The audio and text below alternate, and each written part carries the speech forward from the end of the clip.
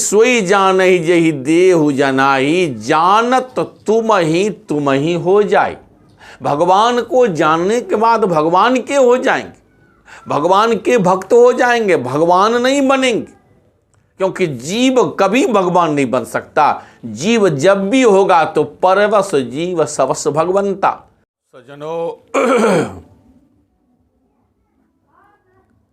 मैं श्री सुभाष जी महाराज अयोध्या धाम और मेरे YouTube में आप सबों का स्वागत है।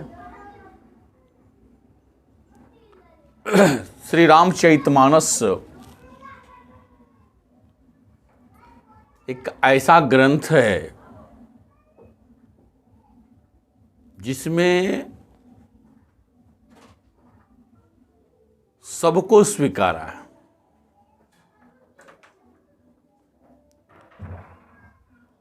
यह वाङ्मय रूप से भगवान श्री राम जी ही हैं,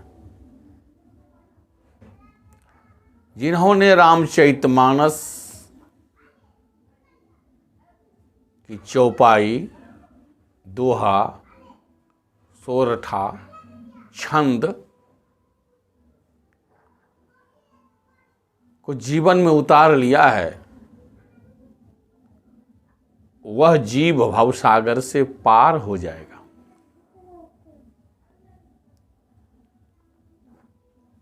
भगवान भोलेनाथ दिन रात भगवान राम का नाम रटते रहते हैं। तुम पुनि राम, राम दिन राती, सादर जपहु अनंग अराती। दिन रात राम राम जपते रहते हैं, राम राम बोलते रहते हैं। और जिसके कारण शिव जी अमर हो गए। उस अमर नाम लेकर, उस अमर कथा को पान करके शिव जी आज भी अमर हो गए। और श्री रामचरितमानस की रचना भगवान भोलेनाथ ने की है। भले ही श्री वाल्मीकि जी महाराज आदि कवि हों, लेकिन हमारे भोलेनाथ अनादि कवि हैं। और ऐसे अनादि कवि हैं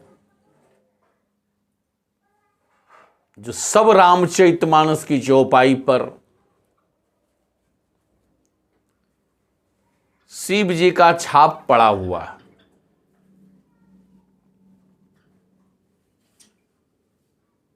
गोस्वामी तुलसीदास जी महाराज को रामचरितमानस लिखने का क्या पावर है। हमारे रचयिता तो रामचरितमानस का भगवान भोलेनाथ। रची महेश निज मानस राखा, पाई सुसमय शिवासन भाखा। स्वयं शिव जी ने श्री रामचरितमानस की रचना की है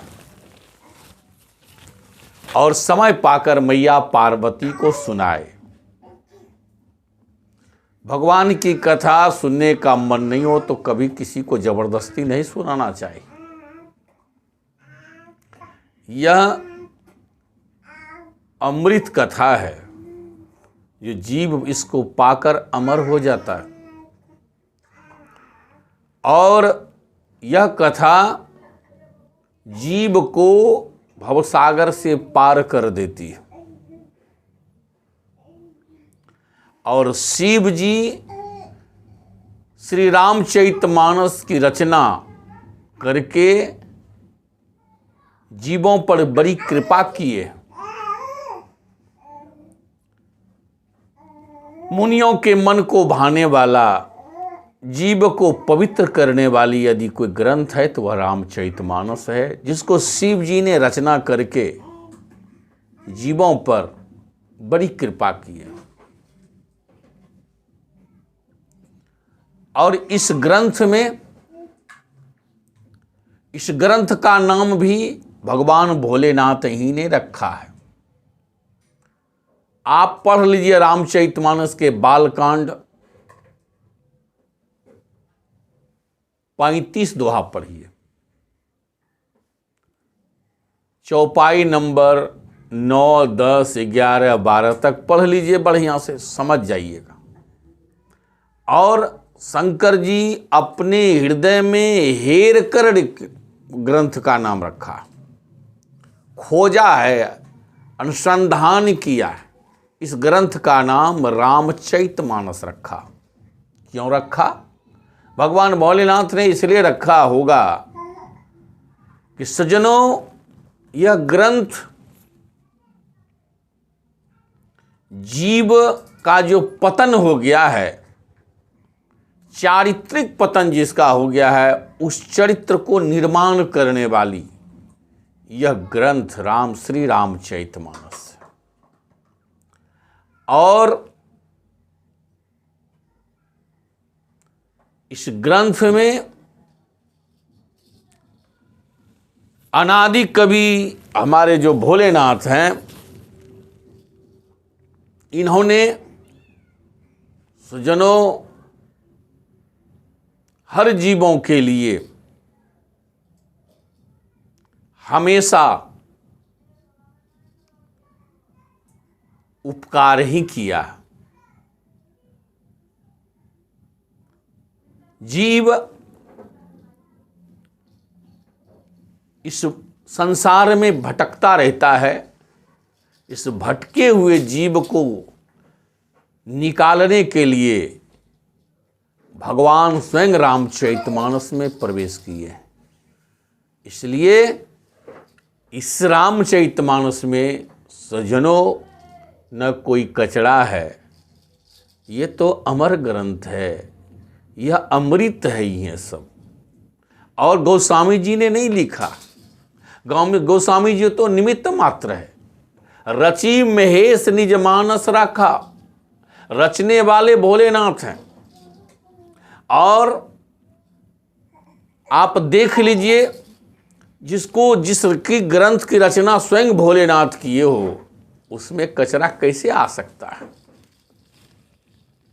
विचार करने वाली बात। अब रही जिनकी जैसी भावना है, वो अपने अनुसार इसका अर्थ करते हैं, जिनको जो बढ़िया लगता है।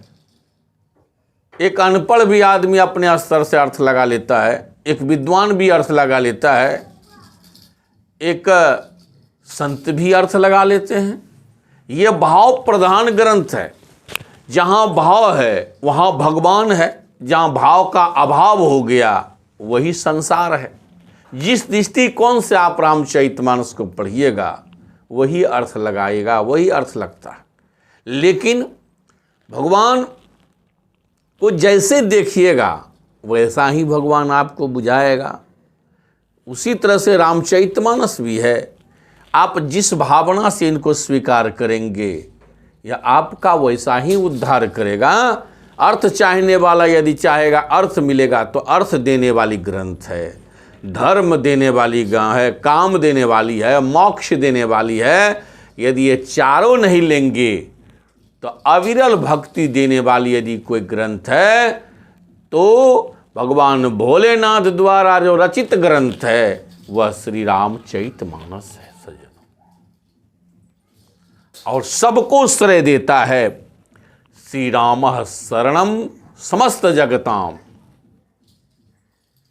समस्त जगत का आश्रय देने वाला, अमीरों को भी आश्रय देने वाले हैं तो गरीबों को भी देने वाले, ज्ञानियों को देने वाले हैं तो मूर्ख को भी देने वाले। सबको आश्रय, जितने भी जीव हैं सबको आश्रय देने वाले यदि कोई ग्रंथ है तो वह रामचरितमानस है। क्योंकि भगवान के आश्रय, भगवान ही सबको गति देते हैं। भले किसी को किसी में ज्ञान हो जाए, उससे कोई लेना देना नहीं है ये, लेकिन जिनको राम जी के बारे में ज्ञान नहीं है उसका ज्ञान बेकार है। राम जी के बिना ज्ञान सब निरर्थक है। इसलिए राम जी को जानने के बाद राम जी के भक्त हो जाते हैं। गोस्वामी जी ने लिखा कि सोई जानहि जेहि देहु जनाहि, जानत तुम ही हो जाए। भगवान को जानने के बाद भगवान के हो जाएंगे, भगवान के भक्त हो जाएंगे, भगवान नहीं बनेंगे। क्योंकि जीव कभी भगवान नहीं बन सकता। जीव जब भी होगा तो परवश जीव सवस भगवंता। जीव पराधीन होगा, भगवान स्वाधीन होगा। जीव का पतन हो जाता है लेकिन भगवान का कभी पतन नहीं होता है। जीव को पाप पुण्य लगता है लेकिन भगवान को पाप पुण्य नहीं लगता है। भगवान चिदानंदमय है, अलौकिक है, दिव्य है और भगवान सबका उद्धार करते हैं। इसलिए सजनों, यह रामचरितमानस वह ग्रंथ है कि राम जी का ये रावण चरित्र नहीं लिखा। पूछा भोलेनाथ से किसी ने, बाबा इसको रावण चरित्र आप क्यों नहीं लिखे? कहा इसलिए नहीं कि रावण का चरित्र पवित्र नहीं था, लेकिन राम का चरित्र पवित्र था। और राम का जिसका चरित्र पवित्र है वही किसी आदमी के चरित्र को पवित्र कर सकता है। वही किसी के चरित्र जो का पतन जिसका हो गया है वही किसी का चरित्र को निर्माण कर सकता है। ऐसे भगवान राम है, ऐसे श्री रामचरितमानस है। इसलिए गोस्वामी जी ने कहा यह रामचरितमानस जो है चरित्र निर्माण करने वाला ग्रंथ है। चरित्र को ये सही ढंग में जीव को उद्धार करने वाला है। और चरित्र जब तक रामचरितमानस को आत्मसात नहीं लेंगे तब तक जीवन में शांति मिलने वाली नहीं है। और सज्जनों, ये कहेंगे तो यही कथा कागभूषुंडी जी गरुड़ जी महाराज को श्री रामचरितमानस 27 कल्प से नीलगिरी पर्वत पर कथा कह रहे हैं। ये ग्रंथ जो है ये गोस्वामी जी की ग्रंथ नहीं है। गोस्वामी जी तो निमित्त मात्र हैं और शंकर जी हनुमान जी के रूप में बनकर इनको लिखाया कि आप धर्म का प्रचार कीजिएगा, निमित्त मात्र है। लेकिन इस ग्रंथ को जब भी किसी ने लिखा तो वह भगवान भोलेनाथ हैं। और जब भोलेनाथ हैं तो इसमें कहीं किसी प्रकार का दोष नहीं है। अब भावना के अनुसार जिनका आपको जैसा भावना है उसके अनुसार देखिए, उसमें तो कोई किसी को कह नहीं सकता है। और इसलिए इस ग्रंथ जो है हम हिंदुओं का एक पवित्र ग्रंथ है। और इस ग्रंथ को सज्जनों हर घर में रखना चाहिए। और हर घर में रहेगा तो वह मंगल भवन अमंगल हारी। इसलिए और अमंगल को हरने वाले भगवान हैं। इसलिए सज्जनों इसको आत्मसात करनी चाहिए और इसको घर में रखनी चाहिए, इनका पूजा पाठ करना चाहिए। ये रामायण जो है सही रूप में साक्षात भगवान है। और इस भगवान को आप जितना श्रद्धा और विश्वास के साथ जीवन में उतारेंगे उतना आपका मंगलमय होगा। इसलिए रामचरितमानस जो है ये भोलेनाथ की रचना है। और जहाँ भगवान भोलेनाथ हैं वहाँ पर उस ग्रंथ का कौन वर्णन कर सकता है। इसलिए सज्जनों, इतना ही कहकर हम वाणी में विराम देते हैं। जय सीताराम, जय हनुमान जी महाराज।